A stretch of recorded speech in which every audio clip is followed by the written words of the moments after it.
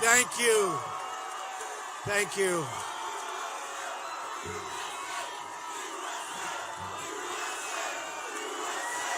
Fantastic.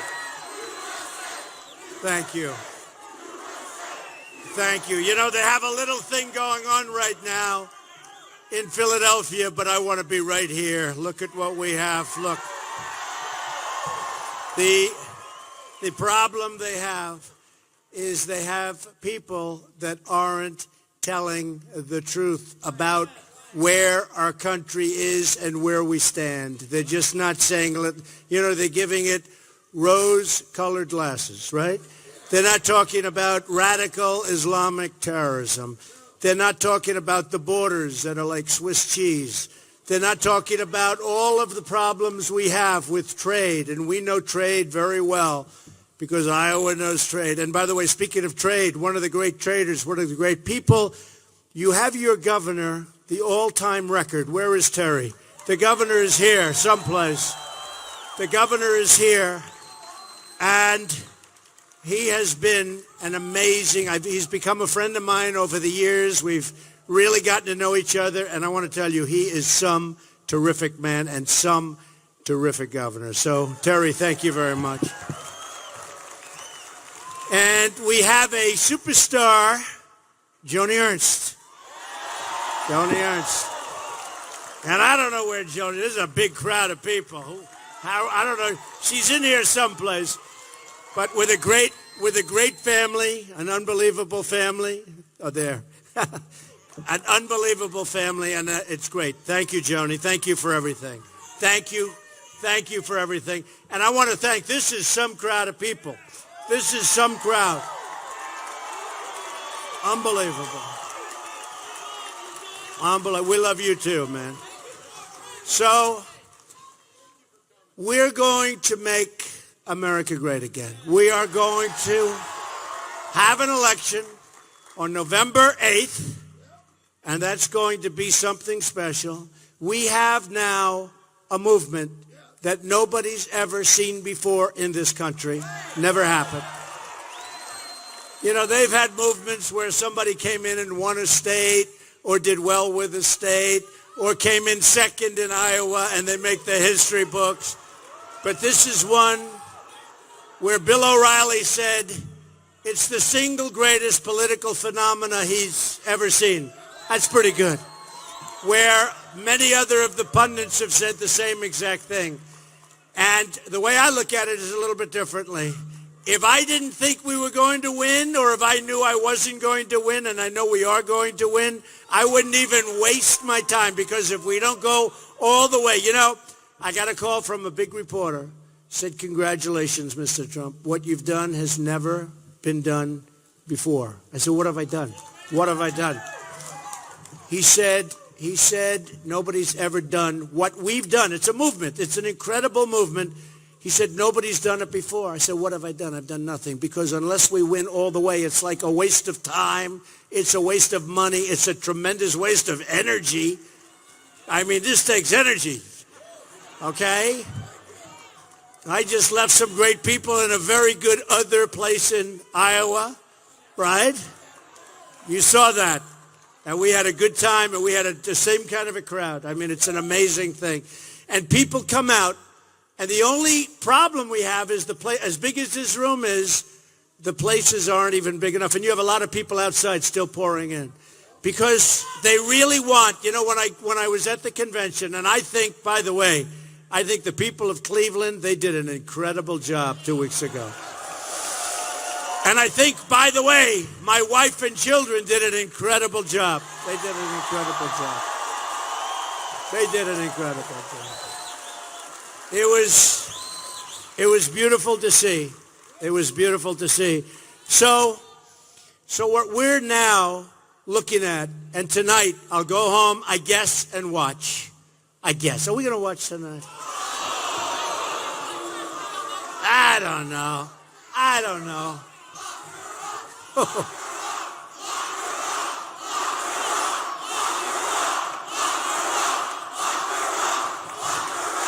So let's do this. Let's do this. On November 8th, let's just win. That's the best. November 8th, we're going to win. All right? November 8th. So a lot of things have happened, and a lot of things are being said.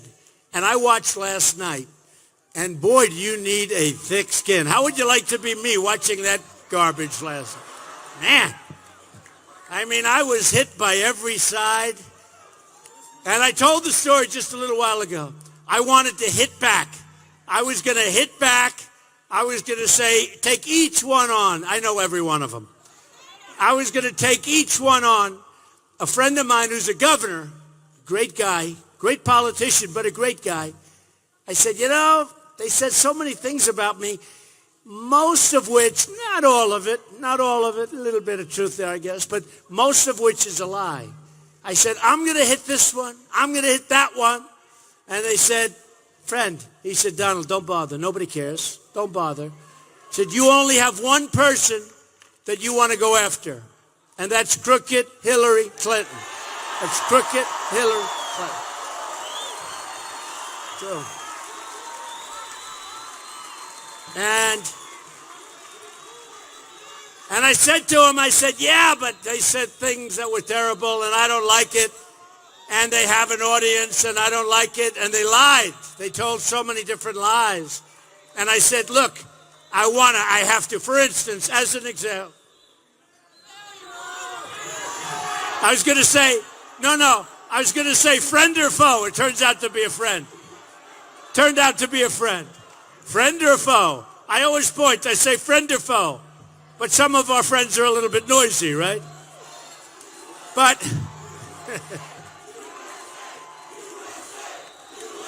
that's great. Great. It's so good. It's so good. Do we have a great country? Right? We have a great country. But we're going to make it greater than ever before. We're going to make it safe. We're going to build up our military. It's depleted. We're going to take care of our great veterans.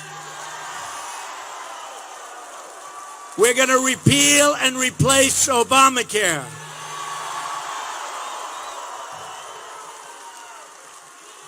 We are going to save our Second Amendment, which is under siege. We're going to get rid of Common Core, a disaster, and we're going to bring education locally. And you know what? We're going to strengthen up our borders. We're going to do so many things. We're going to make great trade deals. You know, one of the reasons I got elected, because everybody talked about Indiana. First of all, Mike Pence is doing a great job. Great guy. As soon as I met him, I felt good about him. I met him, I felt really good about him. But I went to Indiana, and they had an air conditioning company. You know who it is, right? Carrier. And they announced, he says Oreo. Well, that too, right? But what happens is but it's only them. I mean, look, I could talk about 1,000 companies. They're leaving our country. They're moving to Mexico. They're leaving our country. They're going to other places. We're not going to let it happen any longer. They're firing their employees. Then they make their product. They sell it across the border, which, by the way, will now be a very strong border. They sell it across the border. They sell it to the same place that they left. And nobody benefits, I will tell you, in this country. We end up with unemployment. We end up with no taxes. Mexico gets our business, all right? Oh, we're going to build a wall. We're going to build a wall. We're going to build a wall. We're going to build a wall. And it'll be a big wall. It'll be a beautiful wall. It'll be a wall that works. It'll be a wall. You know, I don't know if you saw, you probably did, but I got 16,500 Border Patrol agents endorsed me recently. First time in their history that they've ever endorsed a presidential candidate. And I have to tell you, their job is much easier having it the way right now they just stand there and people walk right through, right? With me, they have to work. They got to say, sorry, folks, that's enough, we're not going to do this. But they endorse me. And I asked them when they called. They were such great people. I've known them because I've been there. I went to Laredo. I went to a lot of places that people wouldn't sort of expect to see. And it can be a little bit rough. But these are great people. These are tough people, too. And they're great Americans. They love our country. And what happens is, I said very nicely, I said, how important is the wall? They said, Mr. Trump, you have no idea how important the wall is. It's a tool that we absolutely need. We've got to stop the drugs from pouring in.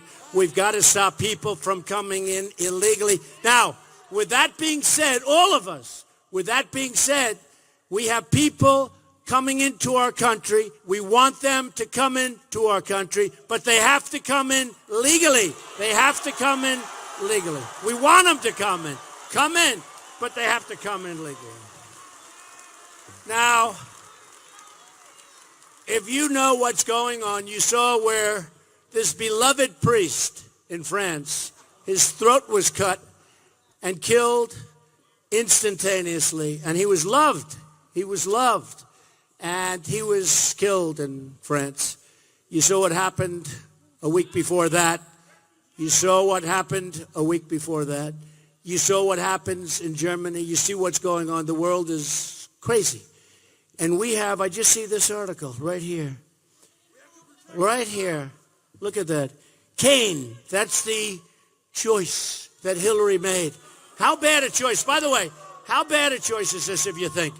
She's trying to get the support of Bernie Sanders, who's exhausted. By the way, Bernie, you know where Bernie is now? He's sleeping. He's exhausted. Hey, who can blame him? I mean, the guy, I was surprised, though, because in terms of legacy, there's no movement like we have. Nobody has our audiences. Nobody has our crowd. Nobody has even close. In terms of legacy, however, he would have had a far greater impact and legacy had he not made a deal. Really. He made a deal with the devil. He got nothing for making the deal. And he got a vice presidential candidate that was against, like, most of the things that he was talking about, which is really great disrespect. That's why I actually think a lot of the Bernie Sanders people we're going to get. We're going to have the Bernie Sanders people. I really believe that. More than people understand. And we're going to have a tremendous Democrat crossover. We're going to have a tremendous crossover of Democrats. And we saw that in New York. We saw it in a couple of places. In New York was interesting. So I win New York in like a landslide. Isn't it nice to know for you? Like, I know the people of Iowa well, and they know me well, but the people of New York really know me, and I won in a massive landslide. Isn't that nice? When they know you when you win? I mean, you know, do you ever see these guys where they know you and they lose? That's not good. So I won like in this big, beautiful landslide. But we're going to have something very special here. I think that, I don't know, there's something about it. And I don't know if you know this. I'm a big customer of John Deere, okay? Big. Million. Sadly, I spend millions of dollars with John Deere. And it's a great company. But what happened, and I just see this, so it says Cain urges president to allow more Syrian refugees to resettle in the United States. Okay. Today, U.S. Senator Tim Kaine, a member of the Senate Foreign Relations Armed Services Committee, wants to have more, think of it, more Syrian refugees pour into the country. Now, Hillary Clinton, you won't believe this, Obama is letting them come in by the thousands. We don't know who they are, where they come from. There's no real documentation. You can't really prove it. So Obama is letting them come in by the thousands. Hillary Clinton wants 550%. You know, the press likes to correct me. So I've been saying 500% more. And they said I'm wrong. I said, oh, here we go again. I'm wrong. And they said the real number is 550%. I couldn't believe it.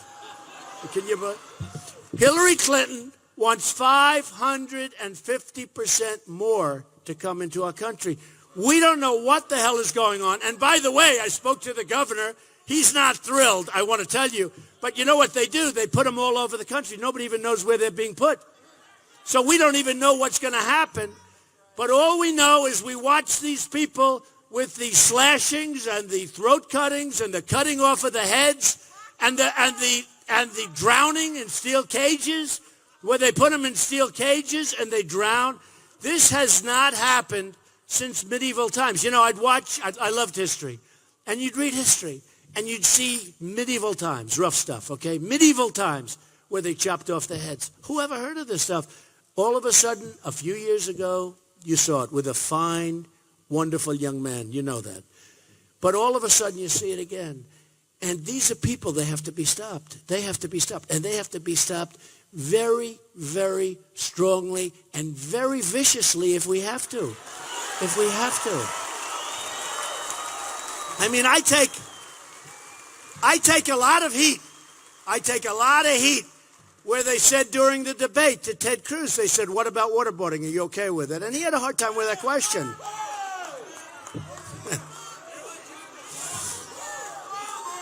No, he had a hard time. That's a tough question because, you know, for them, for me, I'm not a politician. I say like it is. And they said it. He sort of didn't want to, smart guy, he didn't want to really get into that question. Then they asked me. I said, absolutely. I wouldn't even think about it. Absolutely. I said, don't even think about it. And for those people that say it doesn't work, and you know, one of the reasons waterboarding, because they used to consider it short of torture, okay? In other words, short of torture. And that way they could get away with it. All of a sudden they ruled, of course, Obama's group ruled it's torture and you can't do it. But here's the thing. So they can chop off heads, right? They can drown people in steel cages. They can cut your throats. We can't waterboard. You know, we're playing by different rules, okay? We're playing by different rules. Now, so they asked me about it. I say, no problem. No problem. You have to do it. Because they're chopping off heads, we can't waterboard. And you can just imagine these people from ISIS. They're sitting around eating. And they're talking about how many heads they chopped off, how many people they drowned, what animals they are, what animals. And they say, can you imagine in the United States waterboarding? Okay, waterboarding. Can you imagine? So we've got to start winning, folks. We don't win anymore. We're like the stupid people. We don't win anymore. We're being led by incompetent people. So I watched last night Obama talking about his world, a beautiful world, you know, his beautiful world. He doesn't talk about radical Islamic terrorism. He doesn't talk about the fact that people don't want to fly in airplanes and that people don't want to go to theaters. He doesn't talk about what's going on. I have a friend. He goes to France every year, like religious. He works. He wants to go to France. He loves France, right? So I call him up. I say, how was your trip this year to France? France? I don't go to France. He said, France is no longer France. What's happening, folks, is very, very serious. And if we're not smart, and if we're not tougher than hell, we're not going to be around so much longer. Don't kid yourselves. Don't kid yourselves. And I watched his speech last night talking about false employment rates, talking about things that aren't in the real world, but not talking about crime, not talking about shooting up policemen, because our policemen and our law enforcement professionals are vital to our country, are vital. Vital. And they weren't going to have them on stage. And then I shouldn't have done it. I should have waited till the fourth day. I made a mistake. I should have waited till they were finished. But I started saying, they're not showing our law enforcement. They're not showing. Well, today I think they're bringing some on stage. You know, it's like the other day, they didn't have the American flag on stage, right? Right? Think of it. They spend millions of dollars on the stage. By the way, I thought our stage in Cleveland was much more beautiful.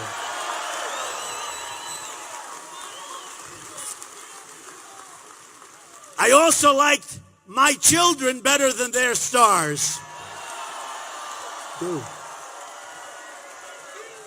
They did a good job. My wife and children did a great job, I'll tell you. They did a great job. They did a great job. I was very proud of them.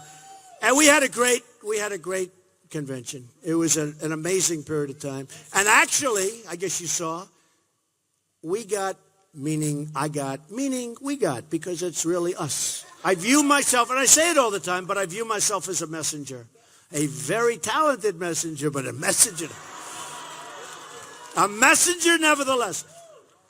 But we got one of the biggest bumps in many years. So now we're leading in Iowa. We're leading in Pennsylvania. We're leading in Florida big. We're leading in Ohio. We're leading. And a poll just came down from the Los Angeles Times. I think it's 47-40 nationwide we're leading. So look, and they're going to get a bump because I watched last night. I must tell you, I shouldn't tell you this, but I watched, and I saw lies. And how would you like to be me watching television? Every one of these guys, I mean, professional politicians and others, they get up and they go crazy. I mean, we have the worst mayor in the United States, de Blasio, who's the worst mayor in the United States, like not even a contest. And he's saying, I don't even know this guy. I don't even know him. But he's a disaster if you know what's going on. He's a disaster. I won't say it because I love New York, so I'm not going to say it. But he's knocking me. Now, what happened, though, is a friend of mine called me because I was going to really hit each one of these people, some of whom I know pretty well. And they treat me so nice. Oh, Don, how are you? They give me hugs, kisses. Then they're up saying, he is a tyrant. He's a horrible human being. He's the worst thing that's ever happened. And I said, but he was hugging me and kissing me and talking to me. And I thought he loved me. In fact, a couple of them went up and I said, well, that one I like because there's no way that one can say anything bad about me. Oh, it was brutal. Then I had a guy get up. A little guy gets up, knocked the hell. I said, I want to hit him back so hard. I'm going to hit this guy. I'm going to hit him so hard. You have no idea. And I get a call from a friend of mine who's a governor of a big state and a very talented guy, great politician, but a talented guy. And I say, you know, I'm going to hit some of these guys that hit me last night. He said, Donald, don't do it. I said, what? He said, don't do it, Donald. All you do is one thing. He just said, do it. I sort of think so, too. No, but he said, you know, this is a professional politician who's smart. He said, Donald, you have one person to beat, nobody else. And he said to me, crooked Hillary Clinton. He said to me, crooked. That name is really sticking. He said, you beat crooked Hillary, don't punch down. He used the expression, don't punch down. Now, I don't know if he's right. So I said, I promise I won't say de Blasio's the worst mayor in the country. But I wanted to hit these people, and then I sat back, I said, he's probably right. What do you think? Is he right or wrong? Tell me. I know the rough guy in the back is saying he's wrong. No, go hit him. I don't know. We'll see, because, and you know, such lies. And my wife is sitting there, and she's watching, and she's saying, wow. And she knows some of them. And she sees how they act toward me when they see me. And she said, how can he possibly say this? So it's an incredible thing. And then I have to do after, this is why. I think we'll stay together all night because I don't want to really go home and watch that crap, okay?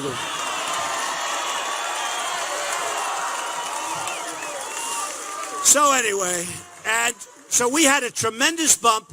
We're now in first place, and we're leading most of the states. We're leading, you know, most of the states that they call very important states in terms of winning. And we want to win because, you know, our whole theme is Make America Great Again. Make America Great Again. And I'm adding now because of when you look at Nice. How about Nice? How bad was that? When you look at the father, the priest, when you look at the things that are going on, when you look at San Bernardino, where she comes in, probably radicalizes the guy, and they go and they kill 14 people. And by the way, if somebody in that room on the other side had a gun, Right? Would have been a whole different story, folks.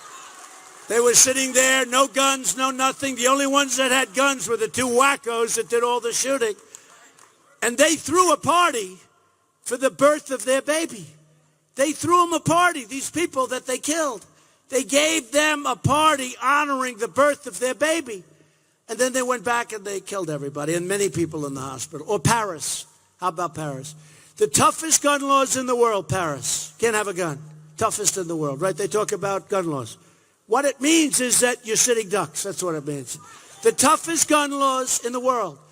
And they go and they kill 130 people. And I'll tell you, whether it's San Bernardino, Paris, Orlando, how about that? How bad was that? And in that one, they went in, and he went in to kill gays. He went in to kill people in the gay community. It's disgusting. It's disgraceful. We've got to be so tough. We've got to be so strong. We've got to be so vigilant.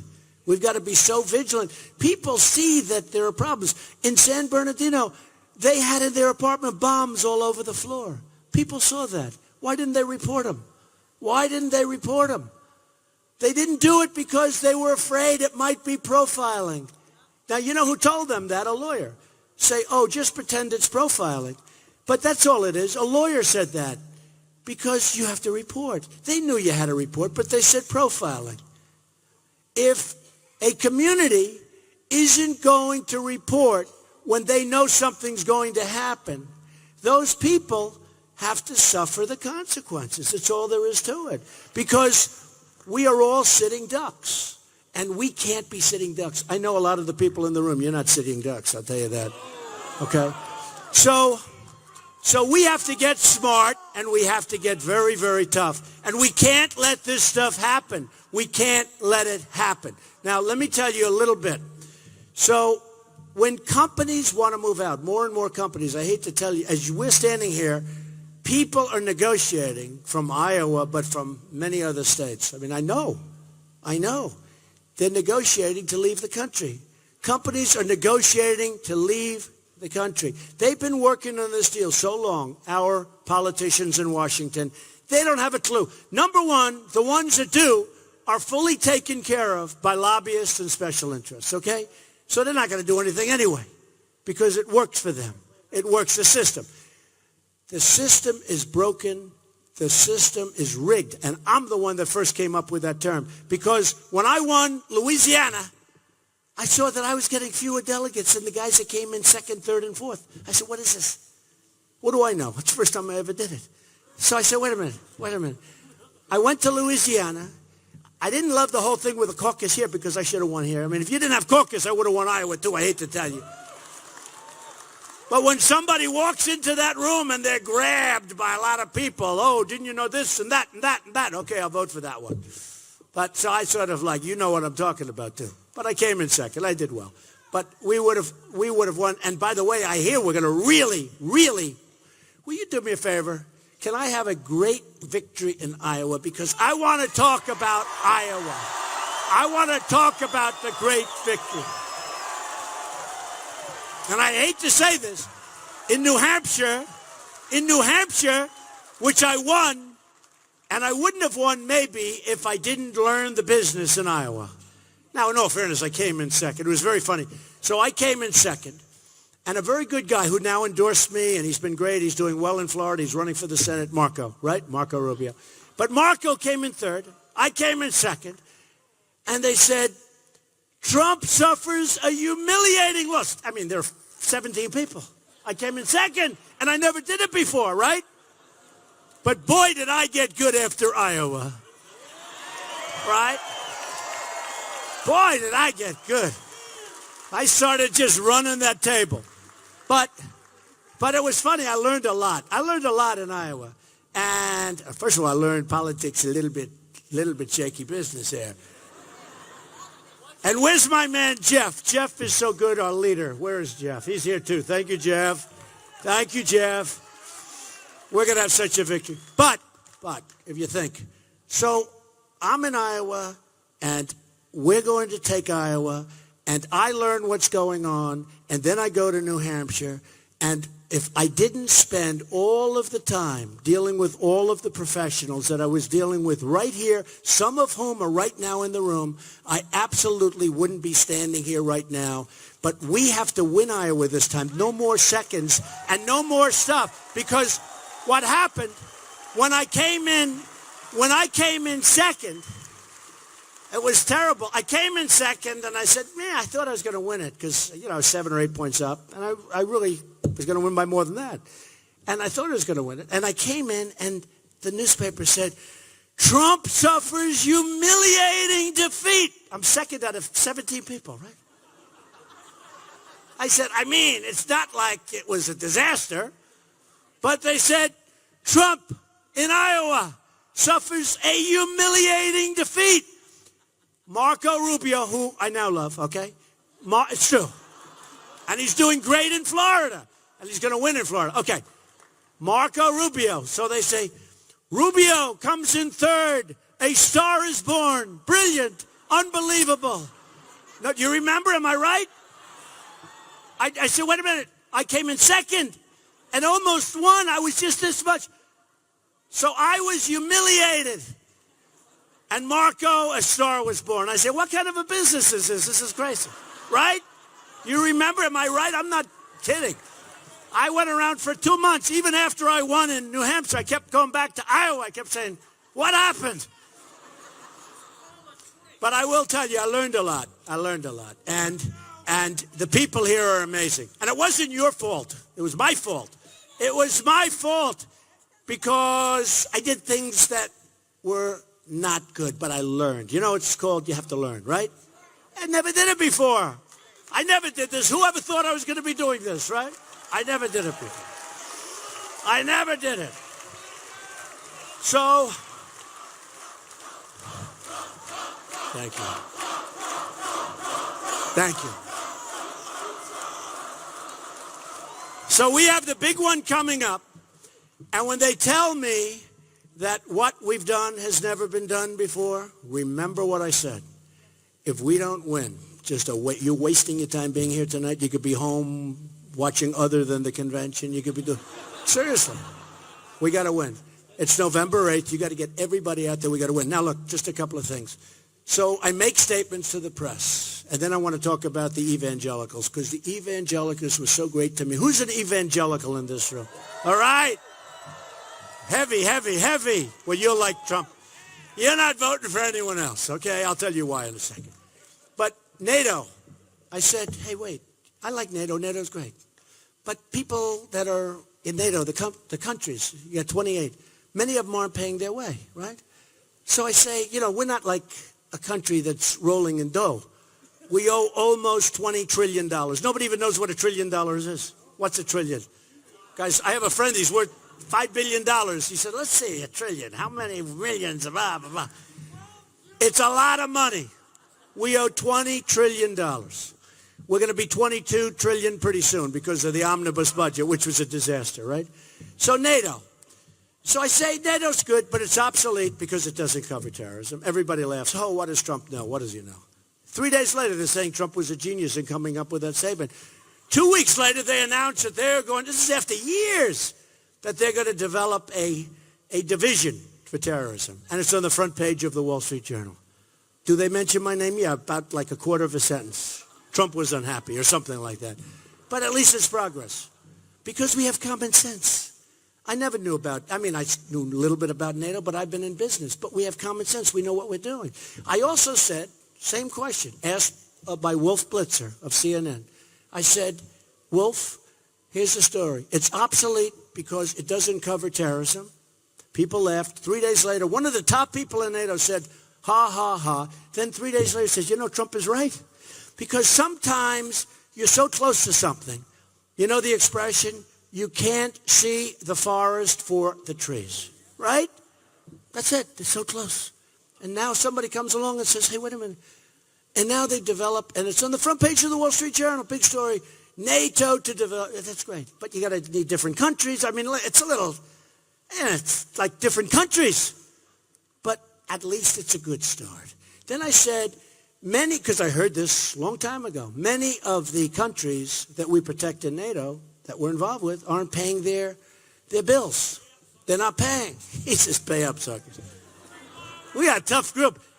You're tough in Iowa. Just pay up.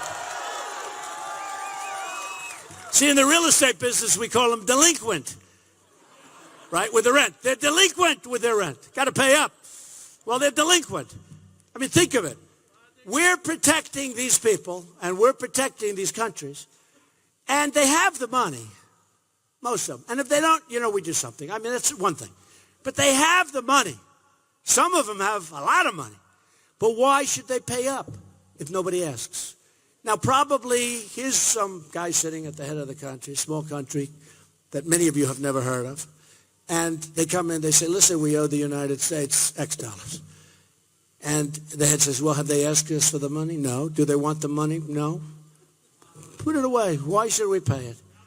If they're so stupid, why should we pay it? So I brought up the fact that you have many nations that don't pay. Now, here's the way the press covers it, because the press is so dishonest. Ugh. They say, headlines, Trump doesn't like NATO, will withdraw from NATO. They don't say anything about, pay your bills, right?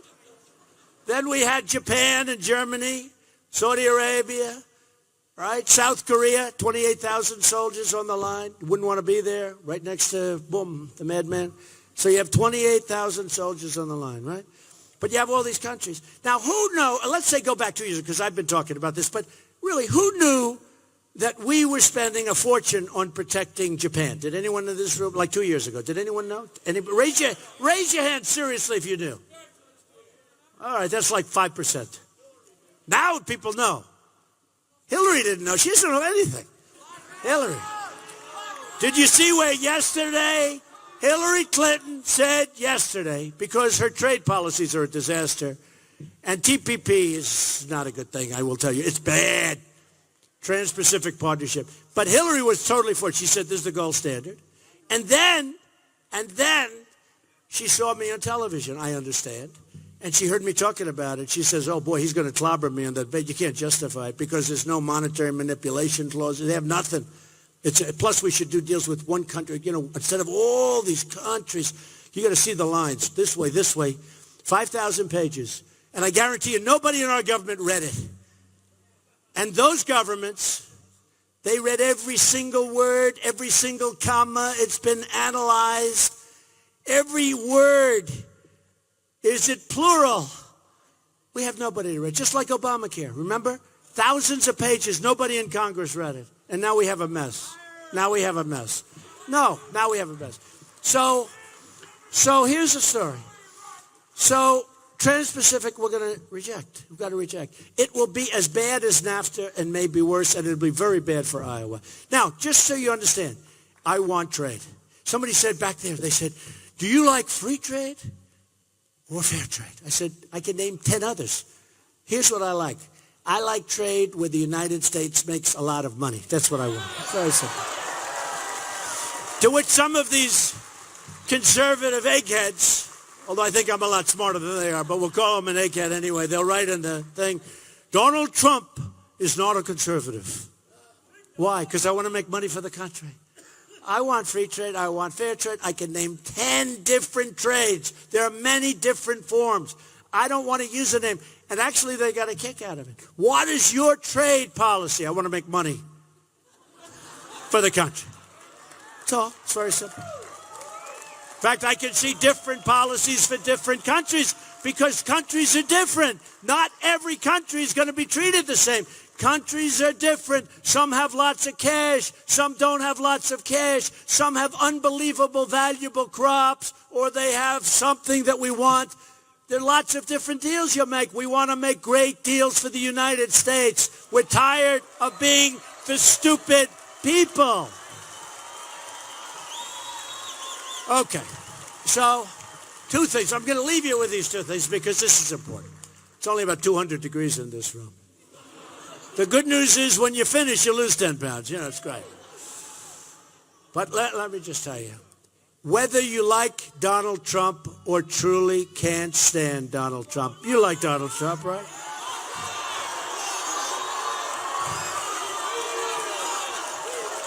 Look at all the women. Look at all the women in this room. Look at all the women. I don't know. They say I poll so well with men. Men love me. I'd rather have the women like me, to be honest. By far. But I think that's going to be a sleeper. Since when don't they like me, and since when don't I? I have great respect for women, okay? And we're going to have safe borders, and we're going to have strong military. We're going to have the things that they want. But look at all the women in this room, right? Look at all of them. And they have signs, women for Trump. And then I see that I'm not polling well with women. I think we're going to poll great with women, frankly. I really do. Am I going to do okay with the women? Yes, huh?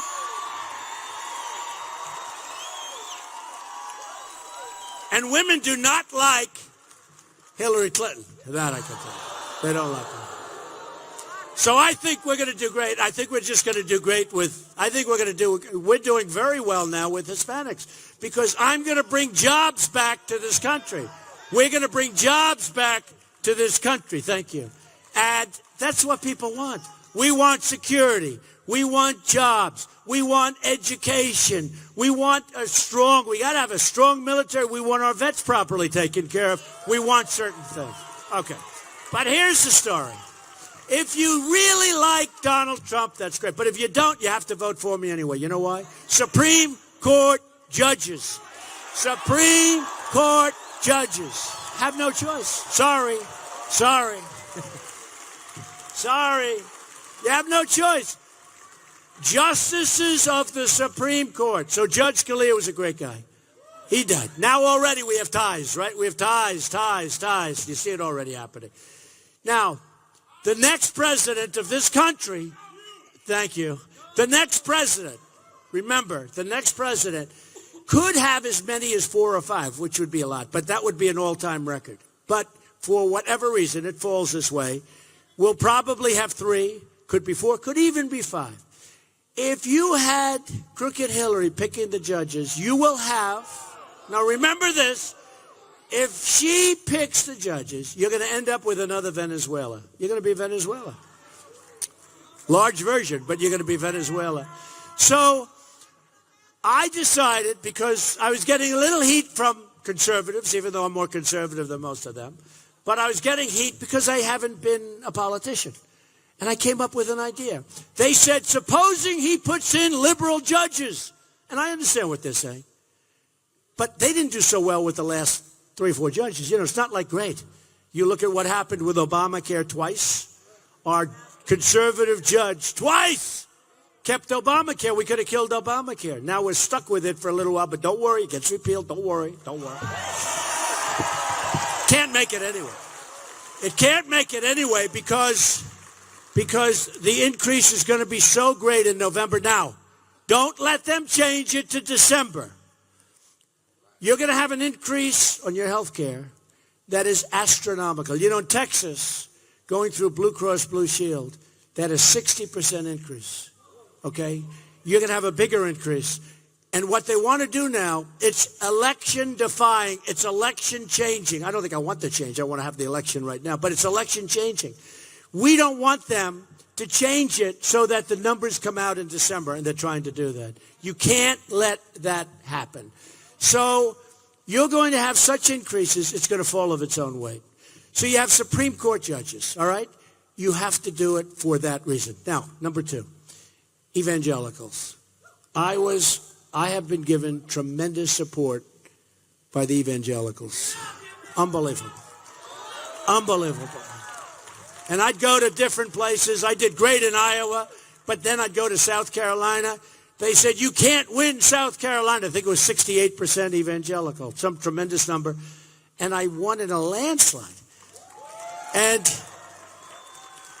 they say he might not be perfect, but he's ours. I'll tell you, he's definitely ours.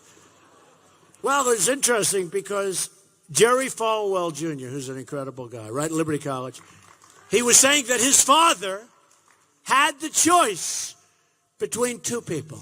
One was a man who taught Sunday school every Sunday, Jimmy Carter, knew the Bible perfectly, everything was perfect. The other was a man that had a marriage that didn't work out. It was Ronald Reagan. And his father had to make a decision. Is it Ronald Reagan or is it this perfect guy, Jimmy Carter? And he said, I'm going with Ronald Reagan. And he took a tremendous amount of heat. How good was that decision? How good? How good was that decision? So I've had tremendous support. I've won with the evangelicals all over. We went to Alabama, Arkansas. We won the whole South. It's been amazing. The whole thing has been amazing. So we have tremendous support right now for this final leg. And the problem is they didn't go out and vote for Romney. They didn't vote. If they would have voted, it could have been a different story. But they didn't vote. And you have to get out and vote. But I think with me, you're going to vote. And I think with him, you're not going to vote. It's very simple. But so with the evangelicals, I'm sitting in this big conference room in my office with about 50 ministers, pastors, rabbis, with 2 rabbis, and great people. And they're powerful people, powerful, beautiful voices, strong people. And they're talking, and they're praying, and they're doing everything. And it's beautiful. And it was an hour up, and I could say, I said, boy, I said to myself, I've got the support of these folks. They really like me, and I really like them. So I said, I'd love your endorsement. They said, we can't do that. So what are you talking about? You like me. You're not going to endorse anybody else? No way. But we can't do that. I said, why? And they somewhat meekly told me because they don't want to lose their tax-exempt status. I said, wait a minute, what are you talking about? They said in the 1970s, Lyndon Johnson, very powerful guy, strong guy, smart guy. And frankly, I hear the reason was he was having problems with some of the churches. And he put this rule in. And he got it through because he was a strong cookie.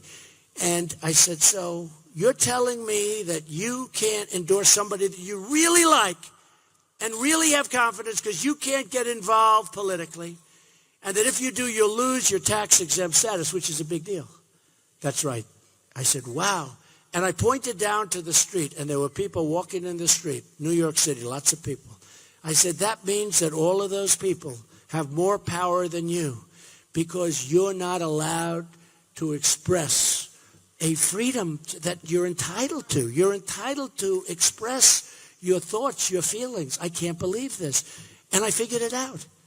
And I said to him, I want to think about this. And I did research. And I said, if I win, we had another meeting a month later. I said, if I win, we are going to get rid of that Johnson Amendment. We're going to get rid of it. And remember this, and we didn't have it until the 1970s, so it's not like, gee whiz, this has been 1776 stuff. We didn't have it until the 1970s. So if you look at what's going on with religion, and this is religion. This isn't just evangelical. This is religion. But if you look at what's going on, it's not going in the right direction. Because the ministers, the pastors, the rabbis, the people, this includes the Catholic, the priests, they don't have power to express their thoughts. So what I said, if I win, we're going to get rid. Now, that was 3 months ago. They love it. They never thought to ask for it. Did you ever have something happen where something happens and you sort of live with it, right? You live with it. Well, they've lived with us from the 1970s, and nobody's really thought of this. It's a little like some of the other stories I told you before. We are going to get rid of it, and we are going to give to these great people who we rely on and we believe in, we're going to give them their voice back, and religion will start to go in the proper direction. Because if you look at this country, it's going in the wrong direction.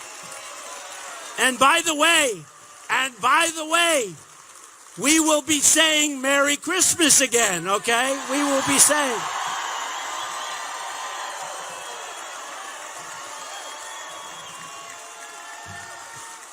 So I just want to thank you all. It's an amazing outpouring. And Iowa are special people. I have so many friends in this audience. Iowa is special. And I say at the end of some of my speeches, we don't win anymore, but we're going to start winning again. We are going to start winning again. We're going to win at every level. we're going to start winning again. Thank you all very much. Thank you very much. Have a good time. Thank you, everybody.